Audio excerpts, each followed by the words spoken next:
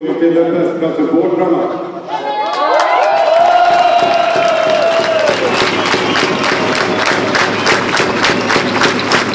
Nu kan vi fortsätta festen. Vi har varit här på hemmaplan hylla vinnaren av det av Hockeyallsvenskan och vi har satt instiftade priser guldgallre.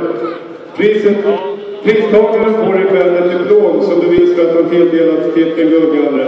Hockeyallsvenskans bästa junior.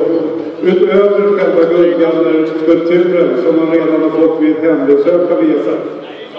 Årets guldgallre får också nöjet att till Leksands junioransvarige Per Becklin överlämna en symbol för de 100 000 kronor som ska användas i klubbens fortsatta ungdomssatsning.